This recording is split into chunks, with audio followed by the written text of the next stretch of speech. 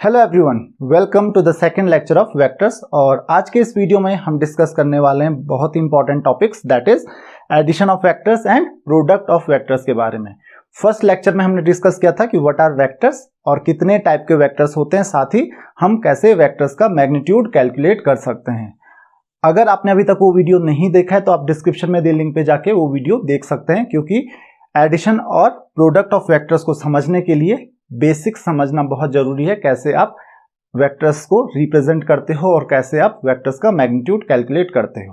तो चलिए आज हम डिस्कस करते हैं एडिशन ऑफ वेक्टर्स के बारे में कि जब हम दो वेक्टर क्वांटिटीज को ऐड करते हैं तो वो किस तरीके से करते हैं। तो हमारे पास यहाँ पे दो क्वांटिटीज हैं, दो लॉज हैं, एक है ट्रायंगल लॉ और दूसरा है पैरेललोग्राम लॉ। अगर देखा जाए तो इन दोनों लॉज में कोई खास डिफरेंस है नहीं, दोनों सिमिलर लॉज हैं। बस आपको ये डिफरेंस समझना है कि कब हम किस वेक्टर को या किस लॉ को यूज करेंगे एडिशन ऑफ वेक्टर्स के लिए। तो चलिए हम डिस्कस करते हैं फर्स्ट ट्रायंगल लॉ से। तो मान लेते हैं हमारे पास कोई वेक्टर है, ये मान लेते हैं हमारे पास वेक्टर है, this is suppose this is vector A, इसको मैं रिप्रेजेंट कर रहा हूं वेक्टर ए से। और वेक्टर ए पॉइंट मान लेते हैं ये P है, पॉइंट P से Q तक वेक्टर ए है और पॉइंट Q टू R ये हमारे पास वेक्टर बी है। तो ये हो गया वेक्टर बी और ये है वेक्टर ए, ये चीज ध्यान रखेंगे आप। तो ये vector B and Q R vector B हो गया और पी क्यू क्या हो गया, वेक्टर ए हो गया। अगर हम एडिशन की बात करते हैं तो मैंने आपको बताया था कि हम वेक्टर्स को ऐड कैसे करते हैं। पहले हम P से Q गए, जैसे कि मैंने लास्ट टाइम पे बोला था, आप हेड टू हेड और टेल टू टेल देखोगे। तो जैसे P से Q गए, एक वेक्टर आपका खत्म हुआ, देन Q से R गए तो आपका Q से R दूसरा वेक्टर है। इन दोनों को जोड़ के शुरुआत आपने कहां से की थी, P से, और खत्म कहां पे किया है, R पे। तो इन दोनों को ऐड करेंगे तो ये क्या हो जाएगा, P से R, यानी कि इन दोनों को जो सम होगा ये होगा vector PR, this is vector PR। तो वेक्टर PR जो होगा that will B vector A plus vector B। क्यों? क्योंकि हमने डायरेक्शन देखनी है यहाँ पे कि हमने शुरुआत कहां से की थी, पॉइंट P से, और एंड कहां पे किया, पॉइंट R पे। तो जो ओवरऑल एडिशन होगा सारे वेक्टर्स का, यहाँ पे दो ही वेक्टर्स हैं, 3 4 कितने भी हो सकते हैं, आपको देखना है आपने शुरुआत कहां से की और खत्म कहां पे किया, वो आपका, इसको हम कहते हैं रिजल्टेंट वेक्टर, यानी कि दोनों वेक्टर्स का सम या डिफरेंस जो भी आता है। यहाँ पे हम एडिशन कर रहे हैं तो दोनों वेक्टर्स का सम, जिसको आप रिजल्टेंट वेक्टर भी कहते हो। तो रिजल्टेंट क्या हो गया दोनों वेक्टर्स का, वेक्टर PR। तो आप यहां पे ये कह सकते हो कि vector PR is equal to vector PQ plus vector QR। अब इस पे ध्यान रखिए, मैंने लास्ट लेक्चर में भी आपको बताया था कि वेक्टर PQ प्लस QR ही लिखोगे, RQ मत लिख लेना या QP मत लिख लेना। QP वेक्टर नेगेटिव होता है वेक्टर PQ का। तो ये मैंने लास्ट टाइम आपको बताया था कि अगर आप वेक्टर की डायरेक्शन चेंज कर देते हो तो नेगेटिव हो जाता है और इसीलिए वो एडिशन का सब्ट्रैक्शन बन जाता है। तो इसका मतलब सब्ट्रैक्शन और एडिशन में डिफरेंस क्या होता है, डायरेक्शन का ही होता है, उसके अलावा कोई डिफरेंस नहीं होता है। यानी कि अगर आपको एडिशन आ गया वेक्टर का तो आपको डिफरेंस भी आ जाएगा वेक्टर्स का। तो चलिए हम इसको डिस्कस करते हैं। इस वेक्टर से रिलेटेड आपका जो डेरिवेशन है वो भी आ जाता है डायरेक्ट एग्जाम में। तो अब हम वेक्टर PQ के बारे में बात कर रहे हैं, तो ये आपका वेक्टर PQ हो गया यहाँ पे, करेक्ट। नाउ अब हम एक काम करते हैं, हमको पता करना है कि what is the magnitude of vector A plus B। What is the magnitude of vector A plus B। तो वेक्टर PR को हम क्या लिख सकते हैं, vector A plus vector B is equal to क्या लिख सकते हैं हम लोग, that is vector PQ plus vector QR, correct. अब हमको वेक्टर AB का मैग्नीट्यूड निकालना है। किसका मैग्नीट्यूड निकालना है, वेक्टर AB का, यानी कि not AB, A plus B का। तो वेक्टर PR का जो मैग्नीट्यूड होगा, मैंने आपको लास्ट क्लास में बताया था कि मैग्नीट्यूड जो होता है वो क्या होता है, ये जो एरो है उसकी लेंथ को रिप्रेजेंट करता है, उसकी लेंथ जो है मैग्नीट्यूड को रिप्रेजेंट करती है। तो उसके लिए हम एक काम करेंगे, क्या काम करेंगे, मान लेते हैं इन दोनों वेक्टर्स के बीच में जो एंगल है इसको मान लेते हैं थीटा, ये एंगल थीटा है। और अब यहाँ पे इसको हमने एक्सटेंड किया, ये एंगल थीटा है और यहां से दोनों से परपेंडिकुलर ड्रॉ कर लीजिए। ये मान लेते हैं यहाँ पे आपके पास आ गया n, इसको पॉइंट N मान लेते हैं। नाउ अब हम यहाँ पे देख सकते हैं कि by applying Pythagoras theorem apply कीजिए। पाइथागोरियन थ्योरम का अप्लाई करोगे तो क्या हो जाएगा, PR square is equal to क्या हो जाएगा, दैट इज PN का स्क्वायर प्लस RN का स्क्वायर, ये हो जाएगा। अब हम एक काम करेंगे, क्या काम करेंगे, हम PR की वैल्यू यहां पे लिख सकते हैं। तो PR इक्वल टू क्या हो जाएगा, स्क्वायर रूट ऑफ PN का स्क्वायर प्लस आर एन का स्क्वायर। करेक्ट। नाउ अब आप बोलोगे कि मैंने यहाँ पे एरो क्यों नहीं लगाया। मैंने यहाँ पे एरो इसलिए नहीं लगाया क्योंकि हम इस समय मैग्नीट्यूड की बात कर रहे हैं। अगर मैं एरो लगाऊंगा तो वेक्टर हो जाएगा, तो यहाँ पे हम वेक्टर का स्क्वायर नहीं कर रहे हैं, इसका आप ध्यान रखिए। नाउ अगर मैं वेक्टर पी आर की बात करूं, that is vector P R vector A plus B है, तो पी आर क्या हो जाएगा, पी आर ये डिस्टेंस है। यहाँ पे वेक्टर की बात नहीं हो रही, यहाँ पे केवल मैग्नीट्यूड की बात हो रही है, इसका ध्यान रखिए। तो अगर मैं पी एन की बात करूं तो उससे पहले मुझे क्यू एन पता करना पड़ेगा। तो क्यू एन पता कैसे करूंगा मैं, यहाँ पे देखिए कॉस थीटा, अगेन ट्राइंगल ये देख सकते हो Q N R, triangle Q N R आप देख सकते हो। तो कॉस थीटा इक्वल टू क्या हो जाएगा, cos theta equal to R N divided by, यहां पे R N not R N, यहां पे आ जाएगा क्यू एन डिवाइडेड बाय ये जो आपका साइड है that is Q N by Q R. तो यहां पे आप कह सकते हो Q N is equal to Q R into cos theta. Similarly यहां पर एक और चीज आप देख सकते हो, sine theta is equal to क्या हो जाएगा, ध्यान से समझिए इसको। साइन थीटा इक्वल टू होगा आपके पास, देखिए परपेंडिकुलर, यानी कि R N divided by Q R, यानी कि आप क्या कह सकते हो कि sine theta is equal to, या R N is equal to, R N किसके इक्वल हो जाएगा, R N is equal to Q R sine theta के बराबर ये आर एन हो जाएगा। तो आपको इजीली ये चीज समझ में आ गई होगी। अब हम एक और काम करते हैं, क्या काम करते हैं, हम देखते हैं वेक्टर पी क्यू आप देख सकते हैं दैट इज वेक्टर ए। तो पी क्यू इक्वल टू क्या हो जाएगा, पी क्यू जो डिस्टेंस है, P Q is equal to magnitude of vector A. आप क्लियरली देख सकते हो मैग्नीट्यूड ऑफ वेक्टर ए क्या हो जाएगा, that is P Q. Correct. उसी तरीके से क्यू आर जो होगा, क्यू आर क्या है, that is magnitude of vector B. तो ये हो गया आपका क्यू आर। तो पी क्यू और क्यू आर हमने इजीली पता कर लिया। अब हम एक काम करते हैं, अब हम क्या काम करते हैं, यहां पर वैल्यू पुट करते हैं। तो पी आर इक्वल टू, ये चीज ध्यान रखिए, पी आर इक्वल टू क्या था, तो पी आर इक्वल टू हम लिख सकते हैं square root of P N square. Now P N को मैं लिख सकता हूं P Q plus Q N का होल स्क्वायर, प्लस हमारे पास है प्लस आर एन का स्क्वायर, तो प्लस आर एन का यहां पे स्क्वायर आ जाएगा। अब मैं एक काम करता हूं, P R equal to square root of P Q की वैल्यू देखिए कितनी है, that is magnitude of vector A. Correct. Plus Q N की वैल्यू कितनी है, क्यू एन की वैल्यू भी मुझे पता है, that is Q R cos theta. तो क्यू आर की वैल्यू कितनी है, मैग्नीट्यूड ऑफ बी। तो ये क्या हो जाएगा, वेक्टर, यहां पे ध्यान से देखिए, क्यू एन को मैं क्या लिख सकता हूं, क्यू एन को मैं लिख सकता हूं क्यू आर कॉस थीटा, और क्यू आर कितना है, magnitude of B into cos theta. उसी तरीके से जो आर एन है मेरे पास, तो आर एन को मैं क्या लिख सकता हूं, क्यू आर साइन थीटा, यानी कि वेक्टर बी, क्यू आर की वैल्यू क्या है, वेक्टर बी का मैग्नीट्यूड इंटू साइन थीटा। तो क्यू आर वेक्टर बी के मैग्नीट्यूड के बराबर है। तो यहां पे मैं vector A plus Q N कितना था मेरे पास, that is magnitude of vector B cos theta का ये हो जाएगा होल स्क्वायर, प्लस ये आर एन को मैं क्या लिख सकता हूं, आर एन आप देख सकते हो यहां पे, that is magnitude of vector B sine theta का होल स्क्वायर। नाउ इसको मैं ब्रैकेट्स ओपन करता हूं, तो ये जाएगा magnitude of A square plus magnitude of B square cos square theta plus 2 into magnitude of A into magnitude of B into cos theta 2ab, correct, plus magnitude of B square into sine square theta. अब यहां पे देख सकते हो आप, यहां पे magnitude of B square आप कॉमन ले सकते हो, तो ये क्या हो जाएगा, यहां पे देख लीजिए, क्लियरली देख लीजिए, यहां पे ये हो जाएगा magnitude of A square plus magnitude of B square, और यहां पे आप cos square theta plus sine square theta हो जाएगा। और आपको ऑलरेडी पता है cos square theta plus sine square theta कितना होता है, 1 होता है, plus 2 into magnitude of A into magnitude of B into cos theta.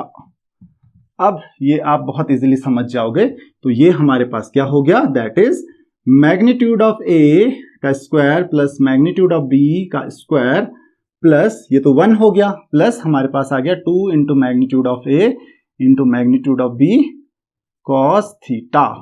तो this is the magnitude of A plus B. तो ध्यान रखिए, what is the magnitude of the sum of two vectors, that is equal to square root of magnitude A का square plus magnitude of B square plus 2ab, यानी कि 2 into magnitude of A into magnitude of B into cos theta.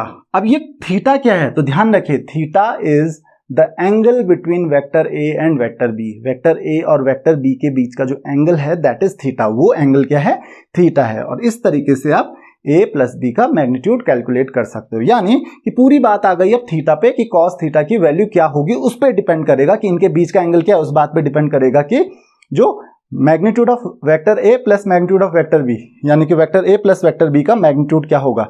तो क्या होगा, square root of magnitude A का square plus magnitude of B का square plus 2 into magnitude of A magnitude B cos theta. अब हम बात करते हैं कि मैक्सिमम वैल्यू क्या होगी for maximum value of magnitude of A plus B. तो यहां पे देखिए कॉमन सेंस यूज करेंगे। देखिए ये बात किस बात पे डिपेंड कर रहा है, उस बात पे डिपेंड कर रहा है कि ए और बी के बीच में एंगल कितना है, वेक्टर ए और वेक्टर बी के बीच में एंगल कितना है। ये मैग्नीट्यूड ऑफ ए और मैग्नीट्यूड ऑफ बी, अगर एक बार आपने वेक्टर्स ले लिए तो उनका मैग्नीट्यूड तो चेंज नहीं होने वाला है, लेकिन उनके बीच का हो सकता है एंगल पे डिपेंड कर रहा है। तो अगर आपको चाहिए कि magnitude of A plus B जो है वो मैक्सिमम आए, दो वेक्टर्स के सम का मैग्नीट्यूड मैक्सिमम आए, तो वो कब होगा, वो तब होगा जब कॉस थीटा की वैल्यू मैक्सिमम होगी। और वो कब होगी, तो ध्यान रखिए वो तब होगी, कॉस थीटा की वैल्यू मैक्सिमम क्या होती है, cos theta must be equal to 1। और कॉस थीटा 1 कब होगा, जब थीटा क्या हो जाएगा, थीटा इक्वल टू 0 डिग्री। तो ये चीज ध्यान रखिए, मैक्सिमम वैल्यू कब होगी, जब थीटा 0 होगा। अब ये देखो सेंस भी बनता है इस बात का कुछ। देखिए अगर ये थीटा 0 हो जाता तो वेक्टर बी ऐसे हो जाता और फिर इसका मैग्नीट्यूड मैक्सिमम हो जाता, तब ये कम है और ये ज्यादा है, आपको ऑलरेडी पता है। तो मैक्सिमम मैग्नीट्यूड के लिए क्या चाहिए, थीटा क्या होना चाहिए, 0 होना चाहिए। चलिए तो maximum value of A plus B, मैं ए प्लस बी मैक्स लिख देता हूं इसको, मैक्स इक्वल टू क्या होता है, that is equal to square root of magnitude of A का square plus magnitude of B का square plus 2 into magnitude of A into magnitude of B.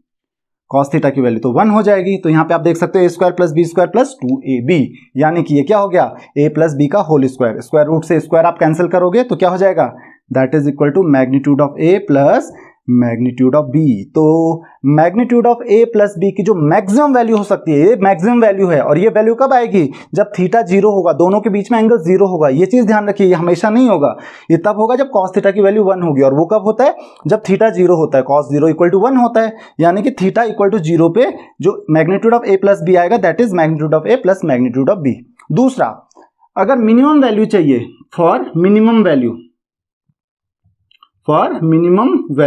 Value कब मिलेगी, ऑब्वियस सी बात है, कॉस थीटा पे डिपेंड कर रहा है। तो ये मिनिमम वैल्यू कब होगी, जब कॉस थीटा मिनिमम होगा। और कॉस थीटा मिनिमम कितना होता है, मिनिमम वैल्यू होती है कॉस थीटा की -1। और वो कब होता है, जब थीटा इक्वल टू कितना होता है, 180 डिग्री। और आप इसको पाई भी कह सकते हो, थीटा क्या होता है, 180 डिग्री होता है, या पाई रेडियन, अगर रेडियन के टर्म्स में इसको हम कहें तो ऐसा होगा। तो थीटा इक्वल टू 180 डिग्री होगा, तो कॉस थीटा इक्वल टू क्या हो जाएगा, -1। तो यहाँ पे magnitude of A plus B की जो मिनिमम वैल्यू होगी that will be equal to square root of magnitude of A का square plus magnitude of B का स्क्वायर। यहाँ पे कॉस थीटा की वैल्यू अगर -1 हो जाएगी तो मैं यहीं पे पुट कर देता हूं, तो ये क्या हो जाएगी, -1 इंटू 2 इंटू ए इंटू बी, यानी कि 2 इंटू ए इंटू बी। तो यहाँ पे आप देख सकते हो A square plus B square minus 2ab, यानी कि ये क्या हो गया, that is magnitude of A minus magnitude of B. अब ये magnitude of B minus A भी तो हो सकता है, तो इसीलिए हम इसके आगे क्या लगा देते हैं, मॉड लगा देते हैं, क्योंकि मैग्नीट्यूड ऑफ ए या बी में से जो भी ज्यादा हो उसको आप आगे लिख सकते हो और ये वैल्यू हमेशा पॉजिटिव ही आएगी। तो मिनिमम वैल्यू ये होगी, ये चीज आप ध्यान से समझ लीजिए, काफी इजी आपके लिए समझना है। और इस तरीके से आप वेक्टर्स का एडिशन करते हैं, बहुत इजी है वेक्टर्स का एडिशन। अब हम दूसरे की बात करते हैं, that is parallelogram law. Parallelogram law में मैं आपको कुछ समझाने नहीं जा रहा हूं, क्योंकि पैरेललोग्राम एग्जैक्टली सेम है, बस आपको यह समझना है कि डिफरेंस क्या है, इसमें एक छोटा सा डिफरेंस है। पैरेललोग्राम लॉ जनरली हम यूज करते हैं को इनिशियल वेक्टर्स के लिए। को इनिशियल वेक्टर्स यानी कि मान लेते हैं ये वेक्टर ए है और ये वेक्टर बी है हमारे पास, दिस इज वेक्टर ए, और ये वाला जो वेक्टर है ये मान लेते हैं हमारे पास दूसरा वेक्टर है, दैट इज वेक्टर बी। तो ये हो गया हमारा वेक्टर बी, ये था वेक्टर ए और वेक्टर बी। इन दोनों के बीच में एंगल था थीटा, इन दोनों के बीच में क्या था, एंगल थीटा था। ये वही है, ये पॉइंट पी है, ये पॉइंट क्यू है, करेक्ट। और इस पॉइंट को कुछ भी मान लेते हैं, इस पॉइंट को पॉइंट एस मान लेते हैं। अब हम एक काम करते हैं, अगर मुझे एडिशन करना है वेक्टर्स का तो मुझे इस फॉर्म में लेके आना पड़ेगा, क्योंकि जब मैं ऐड करता हूं दो वेक्टर्स को, इसको ध्यान से समझिए, जब मैं ऐड करता हूं दो वेक्टर्स को तो पहला वेक्टर जो है P से Q तक आता है और दूसरा वेक्टर जो है वो Q से आगे आना चाहिए, या फिर B प्लस A, क्योंकि एडिशन जो होता है वेक्टर्स का वो कम्यूटेटिव होता है, एसोसिएटिव भी होता है, यानी कि A plus B plus C करो या B plus C plus A करो या A प्लस B करो, B प्लस A करो, कोई फर्क नहीं करता है, सम हमेशा सेम आता है। तो ये क्या होता है, कम्यूटेटिव भी होता है। तो यानी कि मैं A प्लस B करूंगा तो पहले वेक्टर PQ लिखूंगा, Q के बाद वेक्टर B को शुरू करूंगा, करेक्ट, या फिर वेक्टर B को लिखूंगा पहले अगर मैं B प्लस A करता हूं तो इसके बाद वेक्टर A को लिखूंगा। लेकिन यहां पे तो दोनों एक पॉइंट से शुरू होते हैं, तो हमको क्या करना पड़ेगा, हमको एक पैरेललोग्राम ड्रॉ करना पड़ेगा। अब मैं समझाता हूं आपको कि पैरेललोग्राम हमको क्यों ड्रॉ करना है। तो पैरेललोग्राम ड्रॉ करने से हमको क्या फायदा होगा ये मैं आपको समझा देता हूं। देखिए, तो हमने क्या किया यहाँ पे, इसीलिए इस लॉ का नाम पैरेललोग्राम लॉ है। तो मैंने क्या किया, यहाँ पे एक पैरेललोग्राम ड्रॉ किया। उससे क्या होगा कि मान लेते हैं पॉइंट क्या है, ये पॉइंट S था, ये पॉइंट R हो गया, करेक्ट।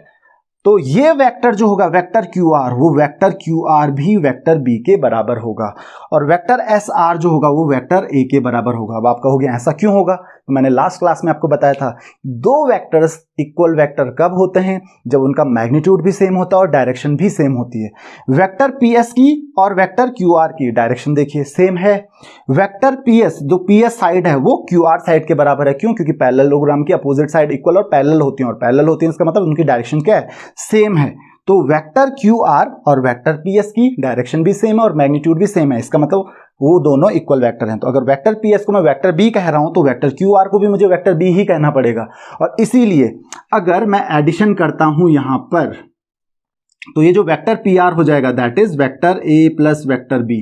अब आप आगे जो भी काम करोगे ये बिल्कुल एग्जैक्टली सेम हो गया। देखिए वेक्टर PR, फिर उसके बाद वही कर लीजिए, यहाँ पे n ड्रॉ कर लीजिए, और फिर पूरा का पूरा यही डेरिवेशन आपको करना है। यानी पैरेललोग्राम और ट्रायंगल लॉ में कितना सा अंतर है कि पैरेललोग्राम में कब यूज करोगे आप इस लॉ को, जब आपके पास को इनिशियल वेक्टर्स हैं, यानी कि दोनों वेक्टर्स एक ही पॉइंट से स्टार्ट हो रहे हैं, तो तब आप ये लॉ यूज कर लीजिए। आप क्या करोगे, जब एक वेक्टर आपका वेक्टर A खत्म हो रहा है उसके टर्मिनल पॉइंट से वेक्टर B को शुरू कीजिए, और कैसे करेंगे, वेक्टर B के पैरेलल और इक्वल, और ऐसे में आपका एक पैरेललोग्राम बन जाएगा। या फिर वेक्टर SR, S से, यानी कि वेक्टर B का जो टर्मिनल पॉइंट है वहां से वेक्टर A के पैरेलल एक वेक्टर ड्रॉ कीजिए जो कि उसके इक्वल और अपोजिट, मतलब इक्वल होगा और पैरेलल होगा। तो यहाँ पे क्या हो जाएगा, vector SR equal to vector A हो जाएगा। तो अब आप वेक्टर A प्लस B करो या B प्लस A करो, दोनों में आंसर जो है वो सेम आएगा पूरा का पूरा। फिर से आपको इसी तरीके से करना है। ये अगर एंगल थीटा है तो ये भी ऑब्वियस सी बात है, ये भी थीटा होगा। तो देखिए दोनों में कोई भी अंतर नहीं है। तो आई होप कि आपको ये चीज समझ में आ गई होगी। एक और चीज आपको ध्यान रखना है कि जब हम एंगल की बात करते हैं तो एंगल हम बात करते हैं इनिशियल टू टर्मिनल पॉइंट्स के बीच में। मतलब अगर ये वेक्टर कुछ इस तरीके से है और वेक्टर B कुछ इस तरीके से है, तो इन दोनों के बीच का जो एंगल होगा वो ये माना जाएगा थीटा। लेकिन क्यों, क्योंकि इसकी डायरेक्शन किधर को है, इधर को। ध्यान रखिए डायरेक्शन इधर को है, इसकी इधर को है। लेकिन यहीं पे अगर ये वेक्टर की जो डायरेक्शन है, मैं इस वेक्टर की डायरेक्शन को कुछ इस तरीके से कर देता हूं, तो इन दोनों के बीच का एंगल अब ये नहीं माना जाएगा। इन दोनों के बीच का जो एंगल होगा वो ये वाला होगा, थीटा ये होगा। अब आप कहोगे ऐसा क्यों, क्योंकि इस वेक्टर की जो डायरेक्शन है वो इधर को है, इस वेक्टर की जो डायरेक्शन है इधर को है, तो इन दोनों के बीच का एंगल वही बनेगा जिधर को इनकी डायरेक्शन है। तो आई होप कि आपको ये चीज समझ में आ गया होगा कि एंगल इस समय ये नहीं माना जाएगा, एंगल ये माना जाएगा। और अब हर तरीके से आप वेक्टर्स को ऐड कर सकते हो बहुत इजीली। तो आई होप कि आपको ये चीज समझ में आ गई होगी। हाँ, एक और चीज ट्रायंगल लॉ में आपको ध्यान रखना है, आपको इस चीज का ध्यान रखना है कि कौन से वेक्टर्स का आप सम कर रहे हो। तो आई होप कि ये चीज आपको क्लियर हो गई होगी। इसके साथ साथ आपको एक चीज और ध्यान रखनी होगी, ट्रायंगल में जनरली स्टूडेंट्स बहुत ज्यादा कंफ्यूज होते हैं कि किसको सम मानना है। तो यहाँ पे ध्यान रखिए, जैसे कि मैंने बोला कि जो सम होता है वो किस तरीके से करते हैं। मान लेते हैं वेक्टर A है, ये वेक्टर B है और ये वेक्टर C है, करेक्ट। ये वेक्टर A, वेक्टर B और वेक्टर C है। तो यहां पे इस केस में आप क्या लिख सकते हो कि vector C is equal to vector A plus vector B। क्यों, ऐसा क्यों हुआ, क्योंकि यहां पे ध्यान से देखिए, यहां पे क्या हुआ, A यहां से लेके इस पॉइंट तक गए, ये वेक्टर A हो गया, यहां से यहां तक एक पॉइंट हो गया वेक्टर B, तो ये वेक्टर A प्लस B हो गया। और जब आप यहां से यहां तक जाओगे तो दैट इज वेक्टर C, यानी कि A, B और C इस पॉइंट को मान लेते हैं। तो A से B तक वेक्टर A हुआ, B से C तक वेक्टर B हुआ, करेक्ट। तो फिर A से C तक क्या हो जाएगा, A प्लस B, और A से C दूसरा वेक्टर भी है दैट इज वेक्टर C। तो आई होप कि आपको ये चीज समझ में आ गई होगी। लेकिन अगर यहाँ पे कुछ और है, मान लेते हैं कि ये कुछ इस तरीके से है, वेक्टर बी इस तरीके से है, तो इसको आप ध्यान से समझिए। यहाँ पे आपने शुरुआत की ए से बी और बी पे आपका खत्म हो गया, इसका हेड है यहाँ पे। अच्छा इसकी बात देखिए, ए से सी तक गया, ये हेड, ये टेल है, ये हेड है, फिर यहाँ पे नई टेल शुरू हो रही है। तो जब तक टेल हेड होता रहता है तब तक आप ऐड करोगे, यानी कि ए से सी तक एक वेक्टर है, फिर सी से दूसरा वेक्टर शुरू हुआ बी तक, यानी पहले वेक्टर सी हुआ, फिर आया आपके पास वेक्टर बी और उसका जो सम आया वो किसके बराबर आएगा, क्योंकि आप ए से सी गए और सी से बी गए, और दैट इज टोटल कितना हुआ, ए से बी जाने के बराबर, यानी कि वेक्टर सी प्लस बी इस केस में क्या हो जाएगा, वेक्टर ए के बराबर हो जाएगा।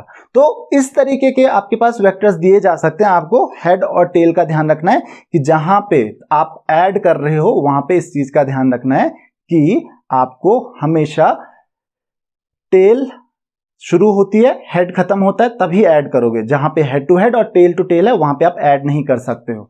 अगर मुझे ऐसा करना है तो मैं क्या करूंगा, देखिए तब मैं क्या करूंगा। अगर आपको एक दूसरे तरीके से समझना है तो एक और दूसरे तरीके से समझ सकते हो। एक पॉइंट से कहीं से भी शुरुआत कर लीजिए। तो यहां यानी कि यहां से जाते हैं हम लोग ए से बी, तो क्या है, वेक्टर ए है। अब अगर आप बी से सी जाना चाह रहे हो तो ये वेक्टर बी कौन सा है, ये सी टू बी है, तो बी टू सी क्या हो जाएगा फिर, इसका निगेटिव, यानी कि माइनस वेक्टर बी, करेक्ट।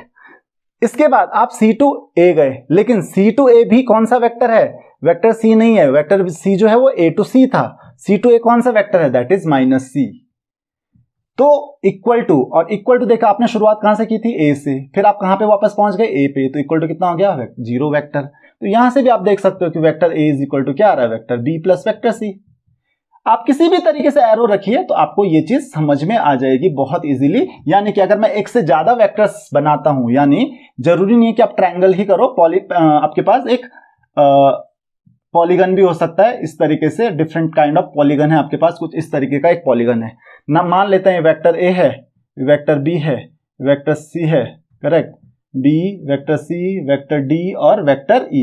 ये इस तरीके से आपके पास डिफरेंट वेक्टर्स हैं। अब आप कैसे करोगे इनको सॉल्व करने के लिए, देखिए आपको क्या करना है, आपने इस पॉइंट से शुरुआत की, मान लेते हैं आपने इस पॉइंट से शुरुआत की, तो आपने कहा कि वेक्टर ए प्लस, आप फिर कहां गए, वेक्टर बी, फिर आप कहां गए, वेक्टर बी से वेक्टर सी शुरू हुआ तो वेक्टर सी प्लस, अब देखो यहां पे प्लस नहीं आएगा, वेक्टर डी जो है वो तो इधर को है, तो इस पॉइंट से इस पॉइंट की तरफ जो वेक्टर होगा that is not vector D, that is minus vector D. तो यहां पे क्या आ जाएगा, माइनस वेक्टर डी। और फिर यहां से लेके पॉइंट ई तक जाओगे तो यहां पे हो जाएगा plus vector E is equal to, क्योंकि यहां पे आप फाइनल पॉइंट पे पहुंच गए तो इक्वल टू हो जाएगा जीरो वेक्टर।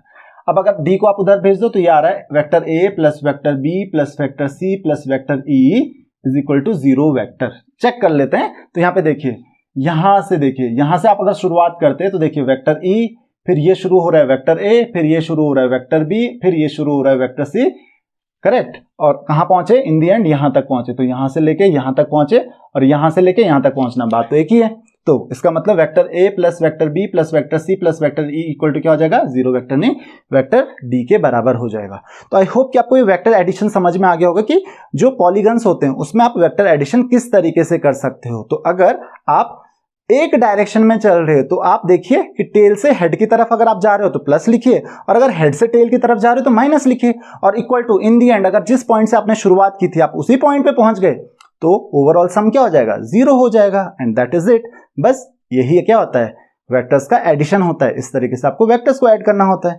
तो आई होप कि आपको ये चीज समझ में आ गई होगी। तो ये लेक्चर ऑलरेडी काफी लेंदी हो चुका है। तो नेक्स्ट लेक्चर में हम डिस्कस करेंगे एक बहुत important topic, that is multiplication, यानी कि प्रोडक्ट ऑफ वेक्टर्स के बारे में। ये भी काफी लंबा सा टॉपिक है। तो इसमें हम दो तरीके से प्रोडक्ट देखेंगे कि स्केलर प्रोडक्ट ऑफ वेक्टर्स क्या होता है एंड वेक्टर प्रोडक्ट या फिर जिसको आप कहते हो क्रॉस प्रोडक्ट ऑफ वेक्टर्स, वो क्या होता है। सो आई होप कि आपको ये टॉपिक समझ में आ गए होंगे। अगर आपकी कोई भी क्वेरीज, कोई भी डाउट्स हैं तो आप मुझे कमेंट्स, फेसबुक, इंस्टाग्राम कहीं पर भी क्वेश्चंस पूछ सकते हैं। So see in the next lecture. Thank you very much.